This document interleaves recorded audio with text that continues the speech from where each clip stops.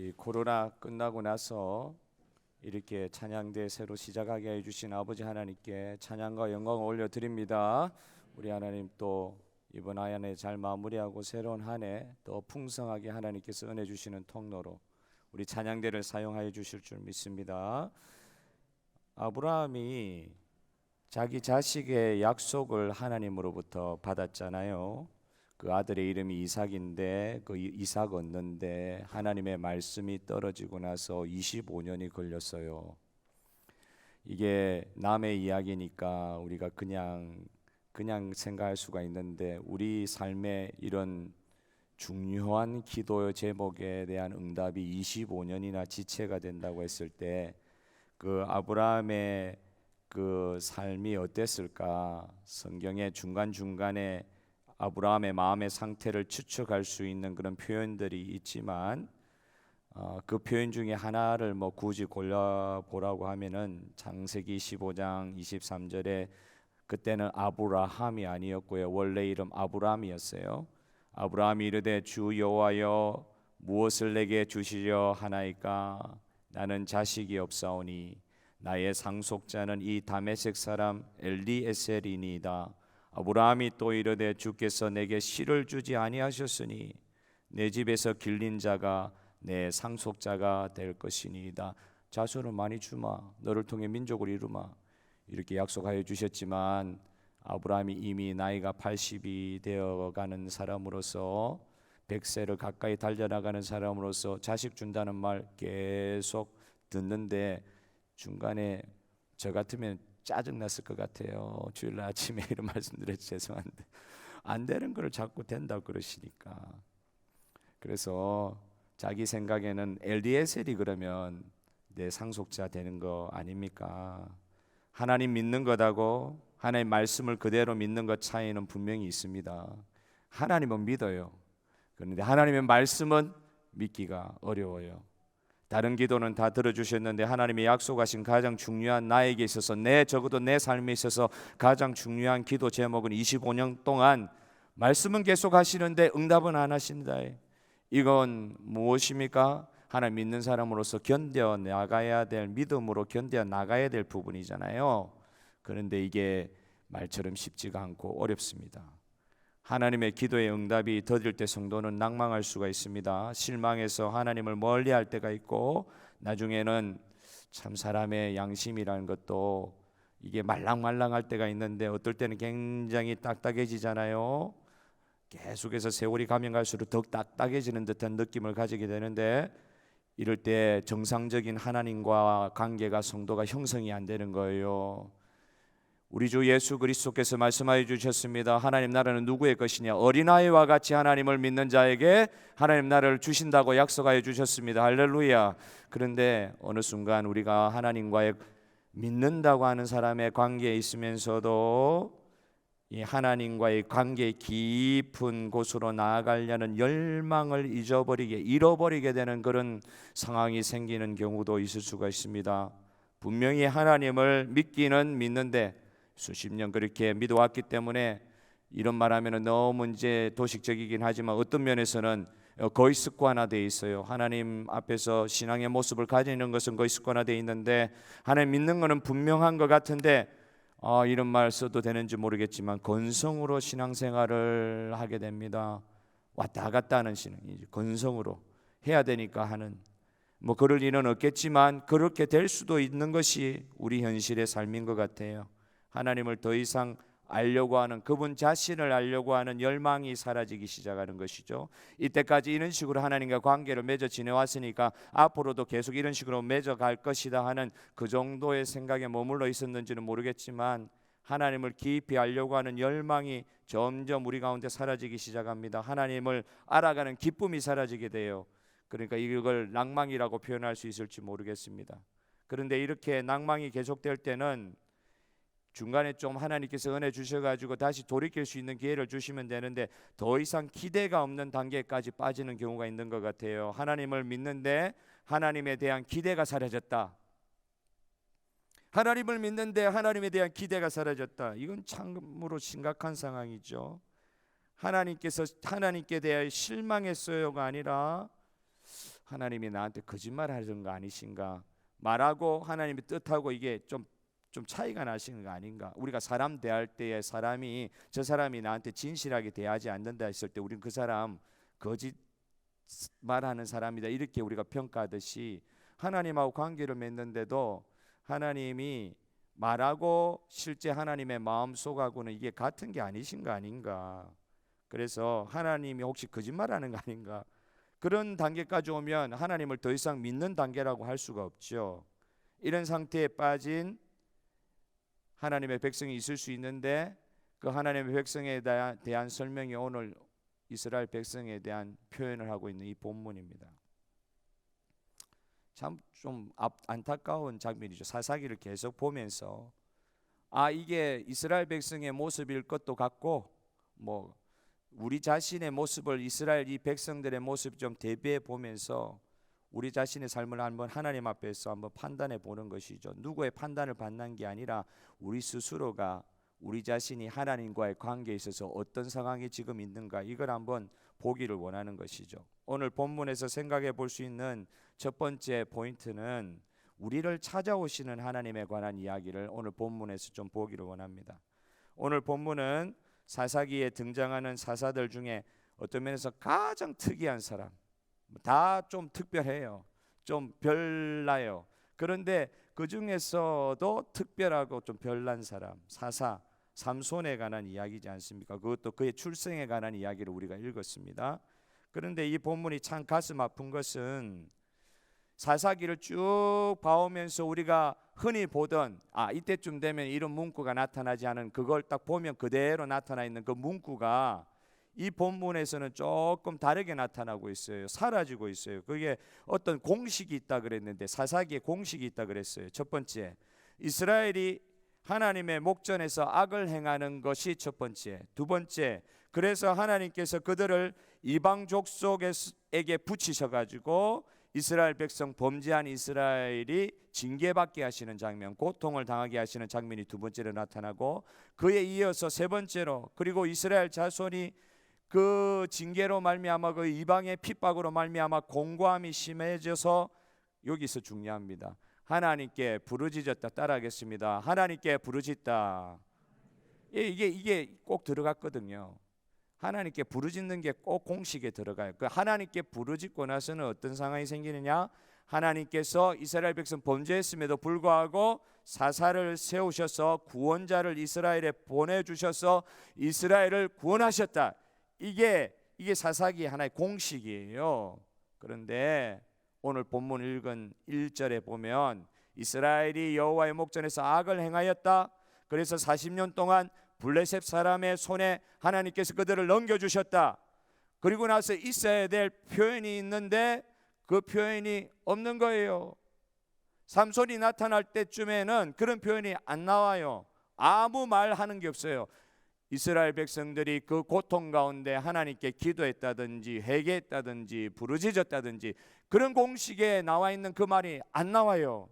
그리고 나서는 오늘 읽은 본문의 내용처럼 이스라엘이 하나님 앞에 부르짖었다는 내용은 없이 그냥 삼손이 어떻게 해서 태어났다 하는 이야기로 바로 넘어갑니다. 여러분 이런 상황이 조금 이해가 되십니까? 본문을 읽으면서도 이 짧은 본문 안에서 한 단어 빠졌다고 해가 이게 무슨 의미가 있겠냐 하지만 이 본문을 통해서 우리가 추측할 수 있는 것 한번 해보는 거예요. 죄를 맨날 짓다가 하나님께서 용서해 주시고 다시 하나님께서 돌이키시고 하는 이게 반복되는 게 여러 번 되다 보니까 나중에는 사람도 양심이라는 거 하나님 일반 은혜의 측면에서 양심이라는 걸 주셨잖아요. 그러니까 이게 더 이상 또 아뢰는 게 부끄러웠는지 이제는 그 제약된 상황에서 벗어나고자 하는 그 징계가 있더라도 거기에서 벗어날 수 있는 길이 분명히 하나님을 통해서 있다는 것을 조상들의 경험을 통해서 우리가 배웠음에도 불구하고 이게 계속해서 반복되다 보니까 제 스스로 부끄러웠는지 더 이상 이제 요구하지도 않아요. 더 이상 하나님께 아뢰지도 않아요. 하나님 앞에서 죄는 지을 수 있습니다. 실수할 수는 있습니다. 그러나 우리 하나님의 백성들은 하나님 앞에 다시 돌아가야 될 하나님의 백성인 줄 믿습니다. 죄를 지었다고 해가지고 하나님하고 관계가 끊어졌다 이렇게 생각하는 게 아니라는 거죠. 그런데 이 사사시대 중에서도 삼손이 태어날 때쯤에 이스라엘 백성들의 상태가 이랬다는 거예요. 하나님하고의 관계가 이스라엘 백성이니까, 나는 이스라엘 백성이니까 하나님을 겨루 이겼다고 하는 그 이스라엘 백성이니까 이 타이틀은 절대 변화가 없는 건 알고 있겠는데, 이게 명목상에 요즘에 그 우리가 아침마다 기도할 때 서구 유럽에 잘 사는 나라일수록 지금 명목 신자가 얼마나 많아요. 독일 같은 데도 종교세를 내고 목사님들이 교회를 통해서 사례를 받지 않아요. 나라에서 월급 줘요. 그거 알고 계셨어요? 독일이라는 나라는 나라에서 세금 받은 거 가지고 목사님들한테 월급 줘요. 그런데 독일이라는 나라에 명목상의 신자들이 가득 차 있는, 마틴 루터가 있었던 나라는 집안은 명목상, 그러니까 명목상 신자가를 뭐 어떻게 구분하라 할지는 모르겠지만 정확한 기준은 없지만, 예를 들면 교회를 가는데 1년에 한 번씩 부활절에 한 번 가고, 혹은 부활절 안 가면 크리스마스 때 한 번 가고, 우리 엄마 아빠가 예수 믿었기 때문에 나는 그래도 크리스찬이라고 종교란에 다 체크는 하겠는데, 하나님과의 인격적 관계가 전혀 없는, 하나님을 정기적으로 만나지 않아도 전혀 생활하는데 어려움이 없는, 예배 일주일에 한 번이라도 나와야 된다고, 저는 모태신앙이기 때문에 2번 예배 빠지면은 천벌 받는 줄 안단 말이에요. 어릴 때, 지금은 또 그렇진 않은데, 어릴 때 그렇게라도 습관이 되어 있었어요. 교회 이렇게 빠지고 싶죠. 엄마 아빠 눈치를 안 보면 빠지고 싶은데도, 다른 거 하고 싶은 때가 있어도 교회 안 가면 진짜 천벌 받는 줄 알았단 말이에요. 어릴 때 그렇게라도 이렇게 습관이 됐는데, 이제는 이스라엘 백성들이 이런 걸 계속 반복하다 보니까 한 번, 2번이 아니라 계속해서 이런 상황들을 계속 거쳐가니까 이제 양심이 완전히 묻어져 가지고 그냥 주일 예배 가는 거라도 좀 붙잡아야 되는데 그것마저도 이제 못 하겠는 거예요. 전에는 이거 안 하면 큰일 나는 줄 알았는데 아무 일도 안 벌어지거든요. 살만하거든요. 그나마 그냥 생활을 유지할 수 있으니까 이 삶에 그냥 블레셋의 그 지배 아래서 징계를 받고 압제를 받고 하나님 제대로 섬기지도 못하는데, 그런데 이게 마음속에서 이게 뭔가 잘못되어 있다는 생각이 안 드는 것이죠. 그냥 블레셋의 압제하에 사는 거에 익숙해져 있는 거예요. 주님께서 경고등을 켜시고 이런 게 어릴 때 제 교회 다닐 때만 해도 경고등 켜실 때 그게 번쩍번쩍 빛나는 것 같았는데, 그래서 좀 겁이라도 났단 말이에요. 그런데 오늘날 서구에 그 위대한 교회들 많이 세웠던 서구 교회의 지금의 모습처럼 다 종교란에 크리스천이라 체크는 하는데 교회 1년에 한 번 나가는 거예요. 1년에 한 번. 그래도 전혀 경고등이 안 켜지는 거죠. 어느 순간 이게 만성이 되다 보니까 이제는 더 이상 하나님께 기도하지 않아도 생활을 유지할 수 있는 거예요. 기도하지 않아도 생활이 유지가 되는 것이죠. 하나님을 바라는 순간이 성도로부터 사라졌다. 하나님을 믿는다는 사람이 하나님을 바라지도 않고 하나님께 기대를 하지 않는다? 하나님께 기대하는 게 없어요.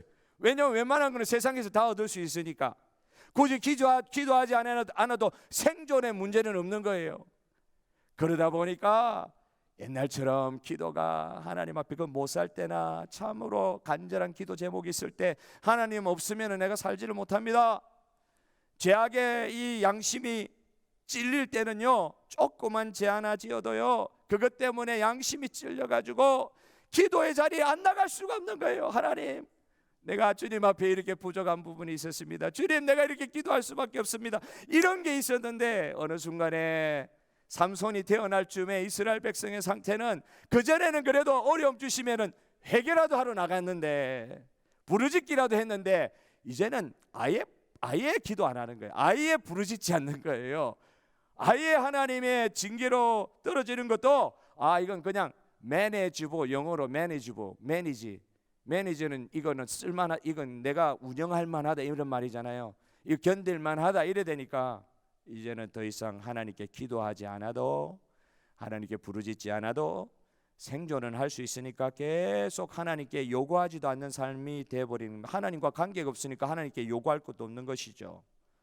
그냥 자연스럽게 하나님 은혜로 다 주어지는 건데 그 은혜로 주어지는 것조차 하나님 앞에 요구할 제목으로 삼지 않는 것입니다. 정말 믿는다는 형식은 지키고 있지만 그 믿음에 대한 실체가 있어서는 이때 시플레크라는 말을 쓸 수 있을 것 같아요. 파선했다. 후메네오가 파선했다. 이 말 파산했다는 말을 쓰고 있잖아요. 믿음으로 잘 시작했는데 더 이상 하나님과의 관계가 진전이 안 돼서 하나님께 살려달라고 요구하지도 않아요. 왜냐하면 뭐 징계라고 블레셋 백성이 압제를 해도 살만하거든요. 굶어 죽지는 않거든요. 그러니까 여기에서도 적응하면서 이 사람이 진짜 적응하도록 하나님의 형상으로 지어진 하나의 일반 은혜의 특별한 능력인지 모르겠는데 적응을 얼마나 잘하는지 사람은 적응을 잘합니다. 그래서 적응하는 그 상황에 빠져서 기도를 힘을 잃어버리는 이런 말을 쓰면은 좀 너무하다 할지 모르겠지만 불신앙에 그대로 적응해 버려가지고 적응을 하는데 불신앙에 적응을 하니까 상황이 좀 심각한 거죠.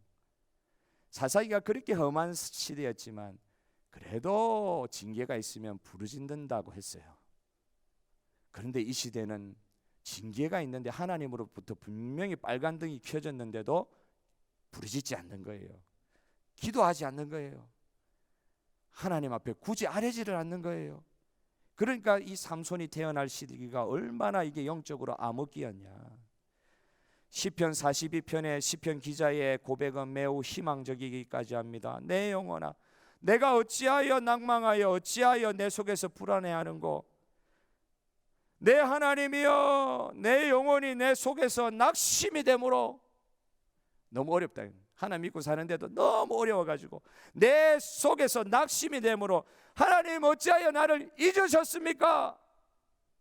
그때는 부르짖기라도 하는 거잖아요. 부르짖기라도. 상황은 사사기 이 시대만큼 어려웠던 것 같아요. 시편에 자주 나오는 표현처럼 천만인이 그를 둘러싸고 덮치려고 하니 이 견뎌낼 수가 있습니까? 너무 힘드니까 사사시대만큼 더 어려웠을 것 같아요. 시편 기자도. 그런데 그는 그래도 하나님 앞에 부르짖기라도 했어요. 어찌하여 하나님 나를 잊으셨습니까? 하나님은 우리를 잊지 않는 줄 믿습니다. 그런데 상황을 보니까 너무 답답해가지고 거의 불경하다 할 정도로 하나님 왜 나를 버리셨습니까? 왜 나를 잊으셨습니까? 차라리 이렇게 기도하면 그래도 희망이 있는 것입니다. 그런데 삼손이 태어날 때 이 상황은 거의 그냥 진짜 그냥 착 깔아앉아 있는 거예요. 착 깔아앉아 있어요.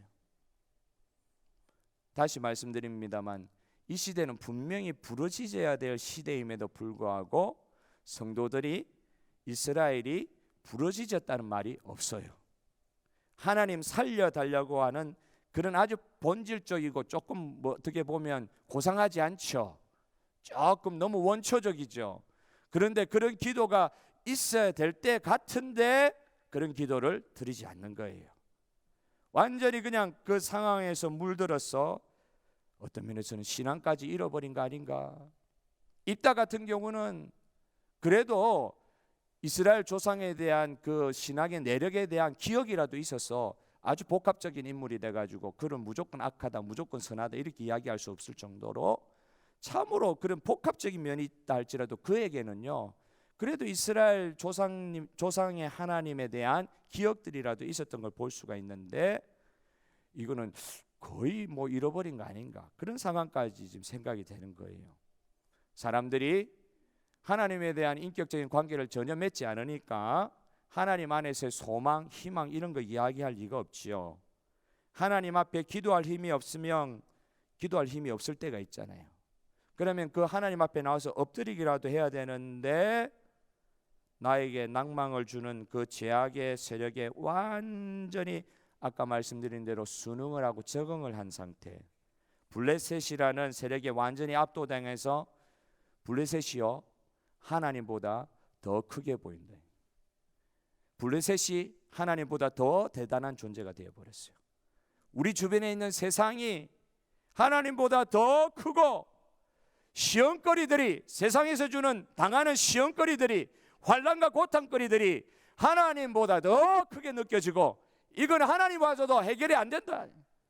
이렇게 생각하는 때가 아니었는지. 오늘 본문에 이런 이스라엘 상태를 뭐라고 표현하냐면 아기를 가지지 못하는 마노아라는, 아마 늙은 분 같아요. 좀 연세 많았던 분 같아요. 마노아와 그의 아내의 모습을 통해서 보여주고 있습니다. 어떤 상태냐? 불임이라고 그러잖아요. 아기를, 결혼을 해서 수십 년을 살았는데도 아기를 얻지 못했다. 이걸 불임이라, 임신을 하지 못한다. 아기를 얻지 못한다. 이 상태 불임 상태라 그러는데, 아이를 얻지 못하는 이 불임의 상태가 너무 오래되다 보니까 아기에 대한 희망은 이제 끊어졌죠. 사라 같은 경우는 경수가 끊어졌단 말이에요. 경수가 끊어지면 아기 낳을 가능성은 0%잖아요. 못 낳는단 말이에요. 그러니까 이게 불임도 아주 오래된 불임. 이걸 이 사사 삼손이 태어나는 첫 장면에 등장을 딱 시키는 거예요. 이스라엘 상황이 지금 어떤 상황이냐? 영적 불임이 너무너무 길게 갔단 말이에요. 아기를 생산하지 못하고 생명을 생산하지 못하는 불임의 단계가 너무 오래되다 보니까 이게 그냥 익숙해져 버린 거예요. 완전히 이스라엘 백성이 거대한 사탄의 구조적인 악의 지배로부터 헤어나오지 못하면서, 이건 하나님이 와도 블레셋에서 못 물리칠 것 같단 말이에요. 하나님이 오셔도 안 된단 말이에요. 이들 부부에게 아이를 얻는 것은 안 되는 것으로 그냥 숙명으로 받아들이는 단계까지 떨어졌단 말이에요. 아플 때는, 생명이 있을 때 아플 때는요, 생명의 자연스러운 반응은 소리를 지르는 겁니다. 생명이 있는 존재는요, 아프면 소리를 지르게 돼 있어요. 뭐 참을 때 조금 소리를 덜 지를 수도 있지만 아프면 소리를 지르게 돼 있는데, 이게 너무 오래되다 보니까 부르짖는 거 이런 거 못하는 거예요. 그냥 체념하고 낭망하고 그 부르짖음이 없는 상태가 계속되는 것이죠. 스스로 미래를 창출할 능력이 전혀 없는 상태가 계속해서 이어져 갔다. 이게 너무 안타까운 것입니다. 오늘 본문을 보면서 처음에 이게 기쁜 마음으로 본문을 볼 것 같은데, 이게 우리 현 시대하고 딱 비교가 되면서, 그죠? 사사 시대가 오늘 이 시대하고 뭐가 다를까 생각하게 되면서 마음이 굉장히 안타까운 것이죠. 사랑하는 성도 여러분, 사랑합니다. 할렐루야. 사랑하는 성도 여러분, 제가 너무 무거운 이야기를 처음부터 들어서 너무 죄송해요. 주일날 오늘 기쁜 날입니다. 할렐루야, 기쁜 날입니다. 우리의 생명을 주시는 날입니다. 그러나 하나님께서 생명 주시기 위해서 오늘도 말씀을 보게 하시잖아요. 우리 안에 아무 소망이 없어졌을 때, 사라에게서 경수가 끊어졌을 때 일하시기 시작하시는 분이 우리 하나님이신 줄 믿으시기 바랍니다. 내게 그나마 소망이 있을 때, 내게 조금이라도 가능성이 있을 때는요, 나중에 무슨 일이 이루어지고 나면 그건 내가 어떻게 하다 보니까 된 일이다, 이렇게 할 수 있는 일이 있을 수 있기 때문에, 이 일이 이루어지고 나서 이게 우리가 잘해서, 우리가 조금이라도 노력해서 그런 가능성이라도 조금이라도 있어서 된 일인 것 같으면, 이게 하나님으로부터 이 일이 온 것이라고 사람들이 안 믿을 것이기 때문에 완전히 불가능한 상황으로, 전혀 우리에게서 미래가 창출될 수 없을 정도의 절망적인 상황으로 우리의 삶이 치달을 때, 어떤 면에서 영적인 예민함이 있는 분들은 이때 하나님께서 일하시겠구나, 하나님께서 우리로 하여금 기도하게 하시는구나, 우리로 하여금 하나님 부르짖게 하시는 시간이구나, 그런 은혜의 체험들을 우리 가운데 허락하여 주실 줄 믿습니다. 하나님이 하신 것을 증명하시기 위하여 이런 어려운 때에서도 하나님은 어떻게 나오시냐 말이에요. 우리가 하나님을 직접 찾아가지 않을 때, 아니 찾아가지 않는 게 아니라 찾아갈 수가 없어요. 능력이 없어서. 이게 참 그렇죠. 찾아가지 않는 게 아니라요, 찾아갈 수가 없는 상황에 빠질 때도 있더라고요. 그런데 그런 상황에서도 하나님은 당신 스스로 찾아오시는 하나님이십니다. 제가 이번 주간에 어느 성도님과 대화를 나누면서 정말 짧은 1분 2분의 대화를 만약 나눴다고 할 때, 아주 짧은 대화 한마디를 나누는 속에서 오늘 말씀과 결부해서 참 이게 은혜되더라고요.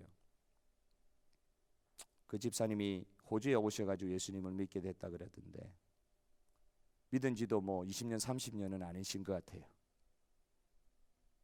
그런데 그분이 표현하는 그 말씀이 그 새벽에 제 마음을 이렇게 참 어루만져 주시는 거 있죠. 무슨 말씀하시냐면, 예수 믿었다 표현을 어떻게 하냐면은, 자신이 어려운 상황 가운데 예수님을 찾아가지고 예수님께서 예수님을 믿게 되었다 이런 표현을 쓰시지 않고 예수님이 내 삶에 찾아오셨습니다. 이 말을 아침에 하시는 거예요. 예수님이 내 삶에 찾아오셨습니다. 이 자리에 앉아있는 저와 여러분, 내가 예수님을 찾은 것이 아닙니다. 예수님이 저와 여러분을 관건적으로 찾아오셨습니다. 그래서 예수님을 우리가 믿을 수밖에 없는 상황이 된 거예요. 그래서 저와 여러분이 구원을 이루기 위해서 한 일이 아무것도 없어요. 하나님 믿기로 작정했다고요? 그 지나고 나면 그게 내가 작정해서 믿은 게 아니에요. 결심했다 그러는데, 내가 결정해가지고 믿었다 그러는데, 지나고 나면은 그 과정이 결심한 것처럼 보여서 그렇지, 하나님께서 나를 강권적으로 찾아오셔가지고 나를 끄집어내신 거예요. 나를 불러주신 거예요. 삼손의 시대에 아무 희망이 없을 때 하나님께서 다시 이스라엘 백성에게 찾아가신 거예요. 강자가 보통 약자를 찾아오지 않습니다. 강한 사람은 보통 약한 사람이 먼저 손을 들고 찾아오게 만드는 사람이 강한 사람입니다. 강한 사람이 쥐 누르는 것 같아도 진짜 강한 사람들은요, 약한 사람들이 알아서 기도록 만드는 사람들이 있더라고요. 저는 뭐 그 세계를 잘 모르겠어요. 그런 분들이 강한 분 같더라고요. 절대 강자가 절대 약자를 찾아오는 법이 없습니다. 인간 세계에서는 살려달라는 소리조차 낼 수 없는 사람들에게 그 강한 사람이 뭐 모자란 거 있다고 찾아와가지고 완전히 그 약한 사람의 수준까지 내려가가지고 더 밑에까지 내려가가지고 살려달라고 소리조차 내지 않고 어떤 면에서 아무 생각도 없이 그냥 가만 우두커니 서 있는 사람에게 찾아가가지고 하나님께서 찾아가셔가지고 일을 이루게 하시는 분이 하나님이시더라고요. 아기 없던 한나에게 시대를 변화시키는 사무엘이라는 옥동자를 주실 때 한나가 부르짖기는 했지만은요, 결국은 그에게 하나님께서 찾아가셨습니다. 사무엘이 없으면 이스라엘 왕정도 없는 것이에요. 시대를 변화시키는 사람을 주시기 전에 그 한나가 겪었던 일은 너무나도 참혹한 외로움과 냉대 학대였지 않습니까? 아브라함으로 하여금 그렇게 기다리게 하신 하나님의 이유가 무엇일까요? 우리 힘으로 이루어내는 세계가 믿음의 세계가 아님을 가르쳐 주시기 위해서 구약과 신약이 단절되었던 400년 동안의 암흑기가 있었습니다. 하나님의 말씀이 임하지를 않았어요. 400년 동안 하나님이 말씀을 주시지 않았단 말이에요. 그전에는 하루가 멀다 하고 말씀을 주셨는데, 말씀을 주지 않았던 하나님이 400년 이후에 때가 참에 어떤 여인들 둘에게 나타나셨는데, 엘리사벳 아니요, 그 남편 사가랴 그리고 마리아에게 나타나셔가지고 전혀 아기를 낳을 수 없었던, 남자를 알지 못하는 마리아에게 나타나시고, 늙어서 아기를 생산할 수 없었던 엘리사벳에게 나타나셔가지고 세례 요한으로 하여금 예수 그리스도의 길을 예배하게 하시고 400년 암흑기에 그 끝을 내게 하실 때에 사람들이 다 준비가 되어가지고 하나님 오셨습니다. 이게 아니에요. 메시아가 오실 준비가 되었고, 절망 가운데, 모든 압제 가운데 아무런 희망을 발견할 수 없을 때, 때가 참에 우리 주 예수님께서 저와 여러분의 구원을 위해서 이 땅 가운데 오신 줄 믿으시길 바랍니다. 모두가 희망을 잃어버렸을 때 하나님께서는 직접 찾아오시는 거예요. 지금도 어디를 보면서, 어떤 공동체를 보면서, 우리의 상황을 보면서 아이고 안 되겠다, 이건 어렵다 할 그때에 예수님께서 찾아오십니다. 우리의 능력에 대한 절망이에요. 그것이 선포되는 그곳에 하나님의 구원이 시작되고 있는 걸 여러분 믿으시길 바랍니다. 믿음은 하나님이 이루어내시는 세계를 바라보는 것이지 내가 가진 믿음으로 하나님께 영광 돌리는 게 아니에요. 그 믿음에서 하나님께서 선물로 주시는 그 믿음에서 하나님께서 우리의 삶을 통해서 이루어내는 것을 발견하는 게 믿음의 세계고, 그 믿음에서 인간의 불가능이 하나님의 가능으로 바꾸어지는 것을 여러분 이 시간 이 아침에 믿으시기를 바랍니다. 체험하시기를 바랍니다. 믿으시길 바래요. 하나님이 하실 거란 말이에요. 두 번째로, 하나님이 이스라엘을 구원하시기 위해 주시는, 이 시대에 주시는 가장 강력한 무기가 뭐였나? 뒤에 보시면 아시겠지만 일주일 내도록 삼손 이야기 많이 보실 거예요. 삼손이 초인적인 힘과 능력을 가진 자이죠. 사자의 입을 잡아째는 사람, 이런 사람이 어디 있어요? 아무리 사람이 세다 그럴지라도 이게 사람으로는 상상 못하는 거예요. 아무리 그래도 사자의 입을 사람이 잡아낼 수 있다고요? 그런 일은 있을 수가 없어요. 그가 이렇게 성경 만화 같은 데 보면은 막 그냥 헬스하는 그런 사람으로 그렇게 묘사가 되어 있는데 성경 그런 식으로 또 표현을 하지 않아요. 하나님이 영이 임하시니 삼손을 통해서 삼손이 그런 일을 할 수 있었다고 성경은 표현하고 있는데, 그렇게 보면 삼손의 이 초인적인 힘과 능력을 통하여 하나님께서 이스라엘을 구원하신 것 같은데, 오늘 본문에 보니까 하나님께서 삼손을 사용하신 방법은 그의 초인적인 능력과 힘이 아니셔서요. 오늘 본문을 보니까 삼손의 구별된 거룩함 때문에 하나님께서 그를 통해서 일하셨다는 것을 오늘 본문은 밝히고 있습니다. 그 뒤에 삼손에 대한 이야기는 정말 정반대예요. 어떻게 나실인이라 그랬거든요. 나실인이라는 일정 기간 동안의 거룩함으로 구별되는 그런 제도가 있었지만, 평생 나실인이라는 개념은 성경에도 몇 사람 안 나옵니다. 세례요한 같은 사람. 오늘 본 삼손은 평생 나실인이 돼야 됨에도 불구하고 완전히 처음부터 끝까지 정반대로만 살았던 사람이죠.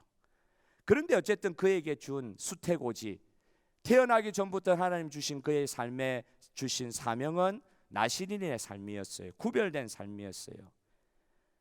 이걸 보면 본문에 보면 대화가 3번이나 나오거든요. 오늘 1절부터 15절까지 보면 본문에 대화가 3개 나오는데, 이 대화 3개에 반복되고 있는 내용 가운데 여호와의 사자가 마노아의 아내와 먼저 대화하고, 마노아와 마노아 아내와 또 대화를 하고, 여호와의 사자가 다시 나타나 가지고 먼저 번에 못 봤던 마노아와 직접 대화하는 3번의 대화 장면이 이 짧은 부분에 나타나고 있는데, 이 세 번의 대화 내용 가운데 대부분의 내용이 뭐냐? 나실인에 관한 내용이. 나실인, 아들을 낳을 것인데 나실인으로 키워야 된다. 이 나실인으로 키운단 말은 구별해서 키운다. 예를 들면 포도의 소산물, 포도주를 멀리할 것과 이렇게 성경에서 말하고 있는 부정한 것, 시체라든지 율법에서 말하는 부정한 것을 평생 가까이 하지 말 것과, 사자 시체에 가서 꿀을 얻고 그러면 안 된단 말이에요, 나실인은. 그런데 그거 다 하잖아요. 그리고 머리에 삭도를 대지 않는다. 머리를 깎지 않는다. 어릴 때부터 머리를 깎지 않는다.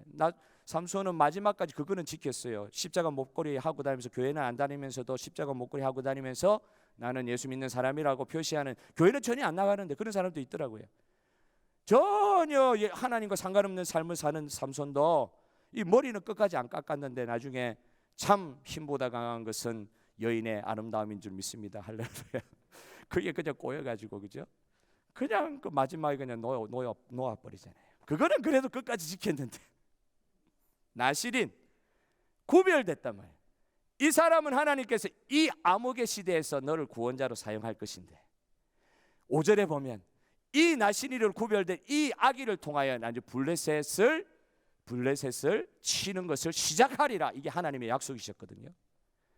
그런데 세례요한과 같이 이렇게 나실인으로 처음부터 이렇게 평생 나실인으로 이렇게 세움받은 이 사람이, 세례요한 같은 경우는 모태로부터 성령 충만을 받아 이스라엘 자손을 주곧 그들의 하나님께로 많이 돌아오게 하겠습니다. 이게 세례요한에게 주신 나실인의 하나님의 그 사명이었고, 삼손도 이와 같은 사명을 주셨는데, 나실인의 사명을 처음부터 끝까지 정반대의 삶으로 살아갔던 게 이 삼손이다.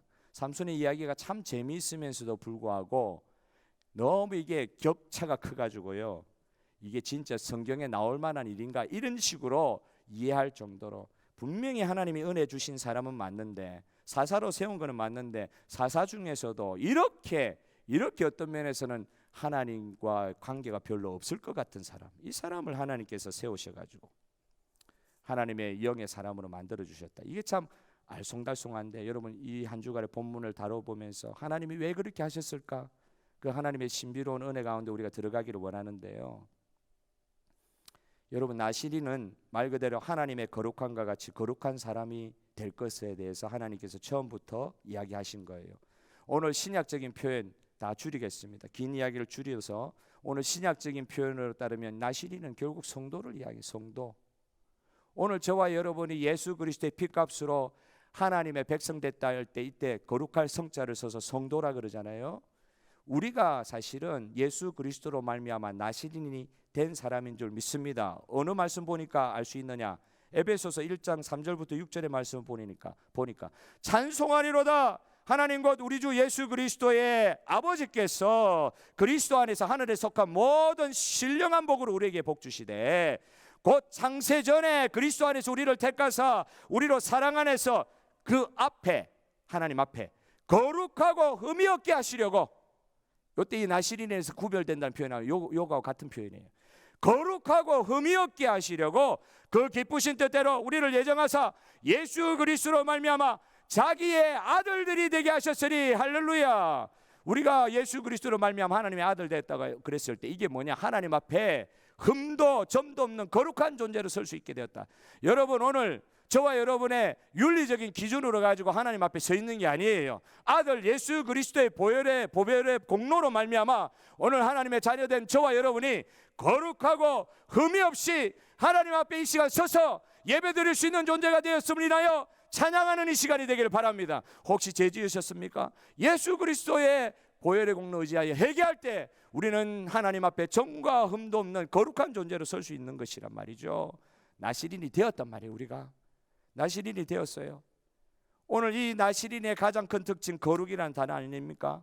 이 거룩의 제일 큰 특징이 구별됨이라고 말씀드렸는데, 거룩함은 구별함이라 말씀드렸는데, 이것은 뭡니까? 우리가 세상에 속했으나 세상으로부터 건짐을 받아 세상으로부터 나와서 이제는 나를 구원하신 예수님께 쫙 붙어서 예수님으로부터 구원받았기 때문에 예수님과 이제부터는 동행하면서 살겠다고 그렇게 살아가려고 하는 사람의 마음, 그리고 그 삶이 성도의 삶이란 말이죠.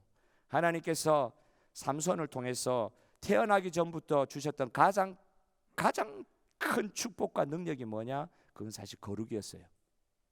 삼손은 그의 삶을 통해서 거룩과는 전혀 상관없는 삶을 살아가고 마지막 순간에 하나님께서 어떻게 회복하시는가, 그걸 보면 저는 삼손 이야기 보면서 삼손이 죽어서 억울했겠다, 뭐 이렇게 너무 비참하게 죽었다, 이런 것 때문에 눈물 나는 게 아니라, 아주 본문에 보시겠지만 하나님이요 머리를 자라게 하시더라. 사탄한테 완전히 져가지고 나시린의 거룩함을 완전히 잃어버려가지고 사탄의 그 조롱과 그 아픔 가운데 죽어가면서도 그 표현이요, 머리가 자라야 돼요. 사탄이요, 요물이라도 삼손이 머리 자라는 걸 왜 몰랐을까? 분명히 드릴라를 통해서 머리 잘라가지고 잡았는데 몇 년 지나서 머리가 자라는 거를 사탄은 모르는 거예요.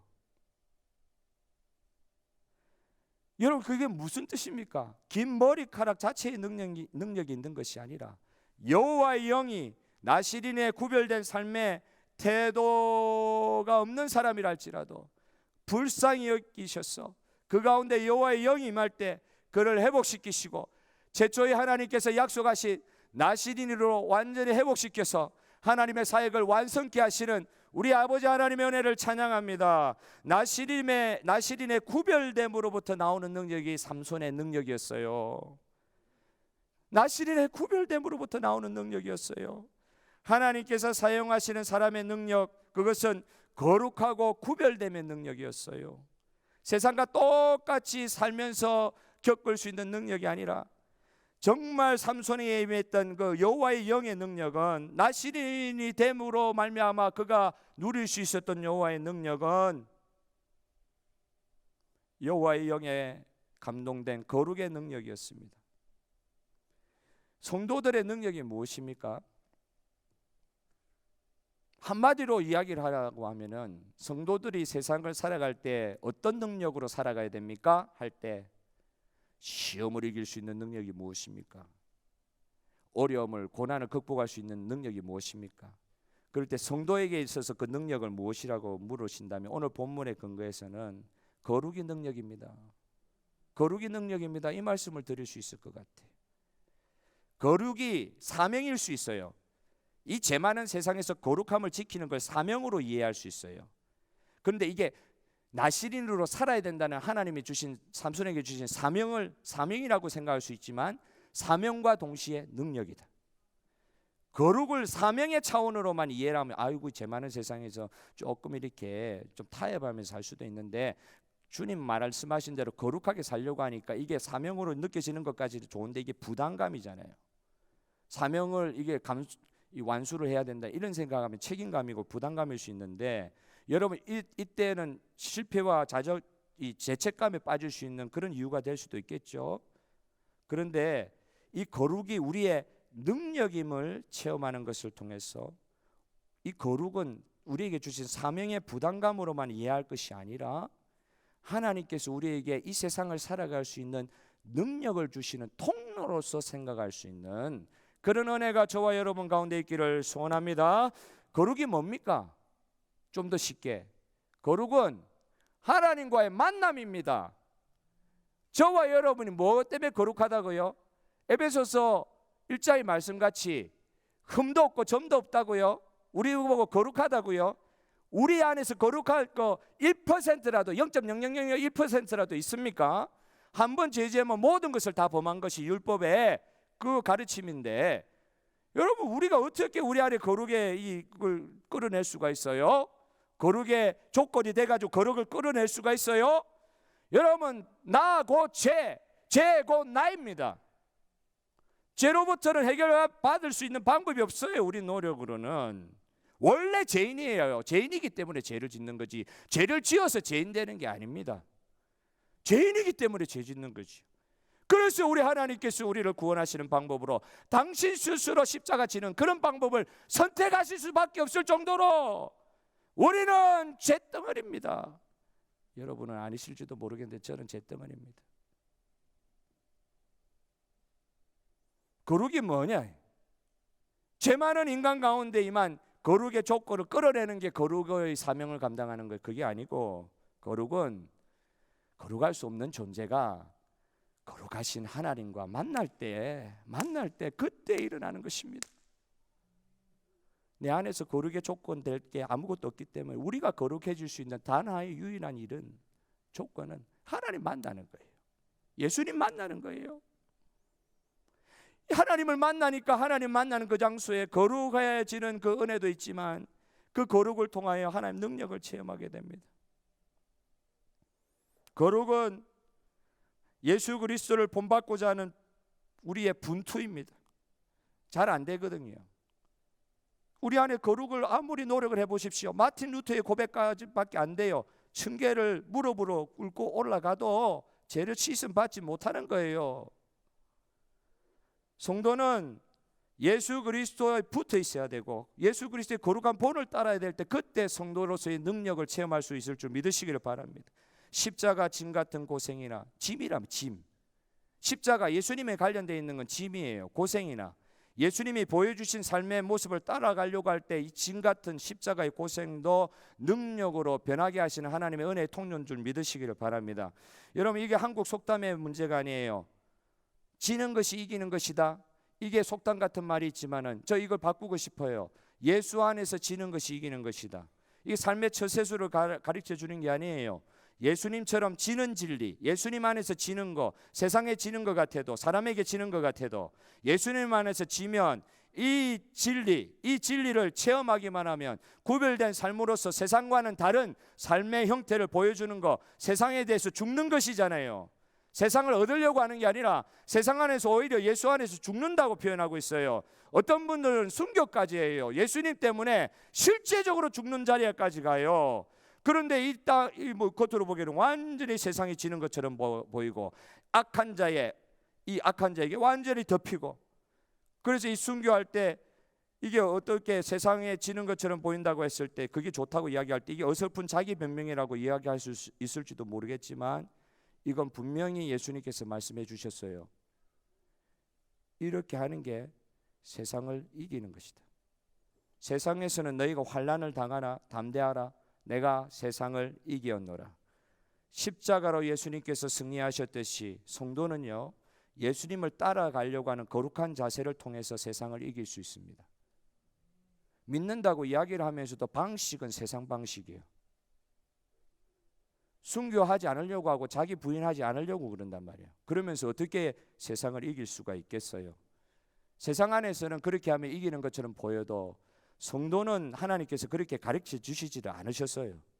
자기 부인하고 세상 가운데 예수님의 고난과 환난이 있어도 예수님께 붙어 있는 삶을 살고 힘들어도 예수 안에서 지는 것처럼 보이는 그 삶을 견지하더라도 결국 예수님께서 선포하셨듯이 내가 세상을 이긴 것처럼, 십자가로 세상을 이긴 것처럼 그 십자가의 도에 따르는 모든 성도들의 삶에 이김을 주시는 주님을 믿으시기를 바랍니다. 오늘 성도는 모든 종류의 악에서부터 자신을 지키려는 싸움, 제가 보니까 저번 주에도 말씀드렸듯이 내부 폭발하지 말자고 이야기했는데, 이게 성도들의 관계, 성도 안의 공동체의 관계에서도 이야기하는 것이지만 그거보다 더 핵심적인 게 뭐냐?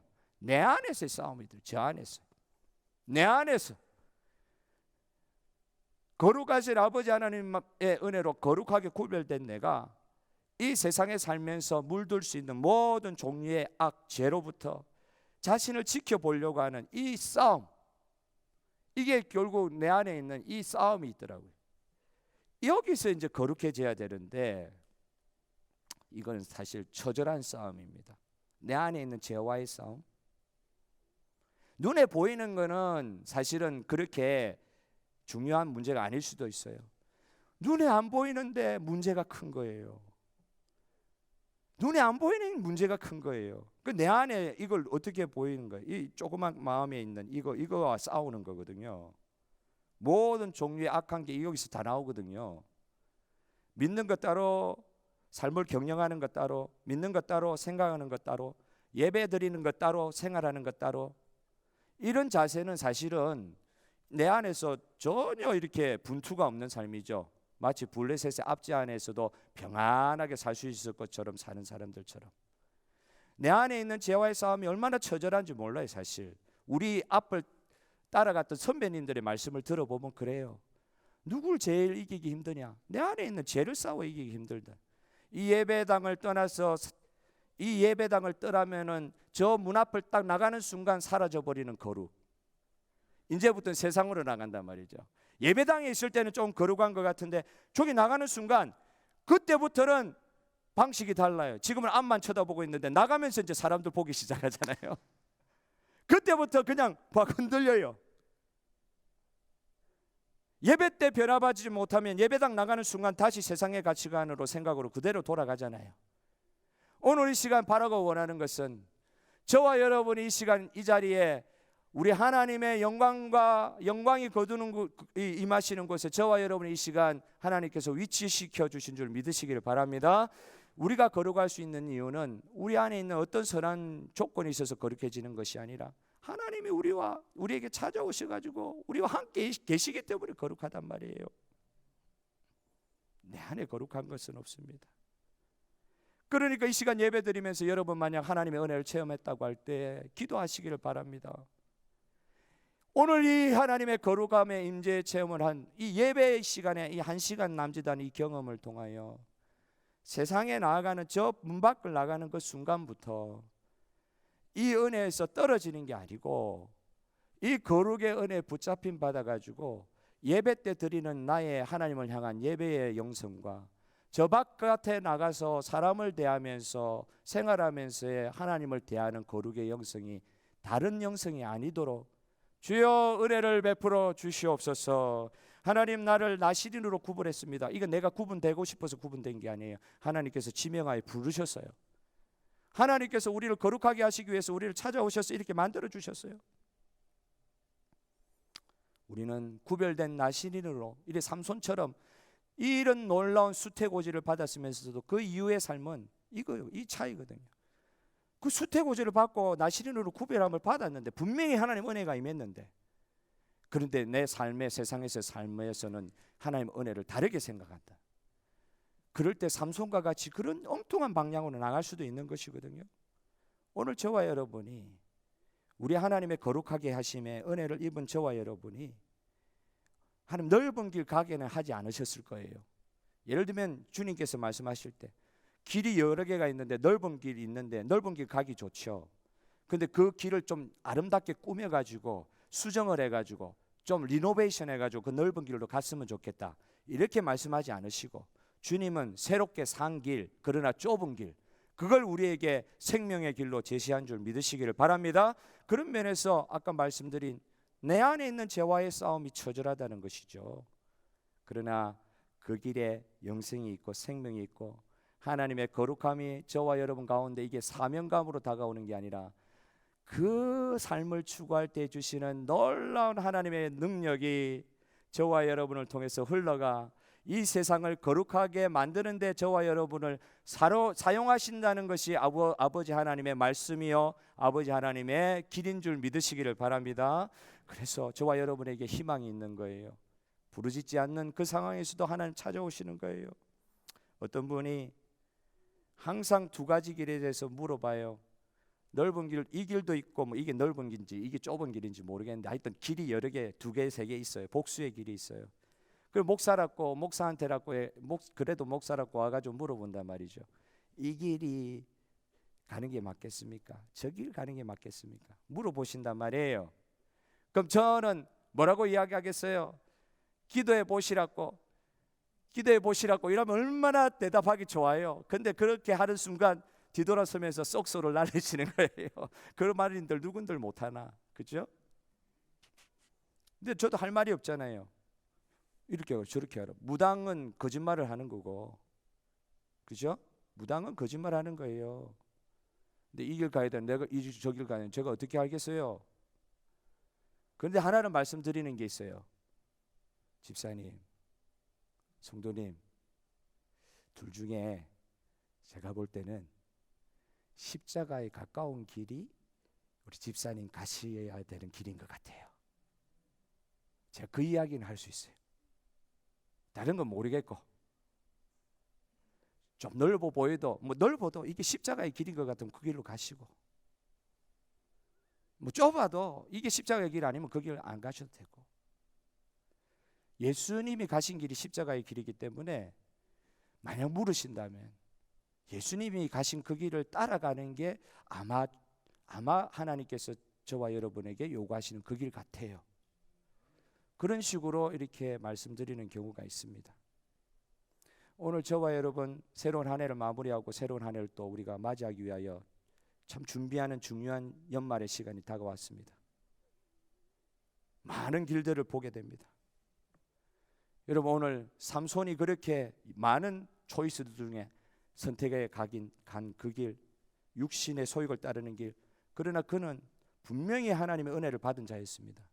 하나님께서 그런 자라 할지라도 하나님께서는 결코 그를 버리지 아니하시고 붙들어 주실 줄 믿습니다. 그런데 처음부터 그렇게 고생하면서 다시 그 길로 돌아서지 말고 영광의 길, 좁은 길, 생명의 길로 다시 나중에 돌아가지 말고 오늘 이 안에 마무리하면서도 이 그 길에 선명한 우리 주님의 뒤를 따라가는 선명한 길이 우리 눈앞에 보이게 하여 주시옵소서. 그리고 새로운 한 해 맞이할 때에 우리 주님의 걸어가신 그 거룩한 길에 대한 선명한 뒤따름을 할 수 있도록 우리 눈에 우리 주님이 걸어가신 그 거룩한 길에 내가 딱 붙어 있을 수 있도록 그 길을, 그 거룩의 길을 선명하게 보여주시옵소서. 이 연말에 기도하시고 새로운 한 해 맞이하시고 많은 청지기 사역이 필요합니다. 교회에서 이제 하나님 나라의 사역을 위해서 이제 일어나야 되는 그런 시간이 되었습니다. 코로나가 끝나갑니다. 근데 다음 주부터는 이제 주일학교까지 열립니다. 그러면서도 기도 제목이 뭐냐? 넓은 길, 좁은 길이 있을 때 어떤 길 쫓아가야 되겠냐? 내 길을 쫓아가야 되겠냐? 주님이 원하시는 그 거룩의 길을 쫓아가야 되겠느냐? 그 거룩의 길, 주님께서 원하시는 게 뭐냐 말이에요. 제 삶을 통해서 주님께 조금이라도 붙어 있는 걸 원하실 거 아니에요. 그 길을 쫓아가게 하여 주시옵소서. 그러다 보면 기도의 자리 가는 게 주님의 길이죠. 그러다 보면 예배의 자리에 참여하는 게 주님의 길이죠. 성도들이 모여서 하나님 앞에 영광 올려드리는 그 길이 주님의 길이죠. 여러분 오늘 그런 영안을 저에게 우리에게 열어주셔서 거룩하게 하시는 하나님의 그 길을 쫓아갈 때에 정말로 아버지 하나님의 능력 주심을 체험하는 이 안에 마무리 새로운 한 해가 되실 수 있도록 주님의 이름으로 축복합니다. 다 같이 우리 찬송 부르시면서 우리 예배를 마무리하겠습니다.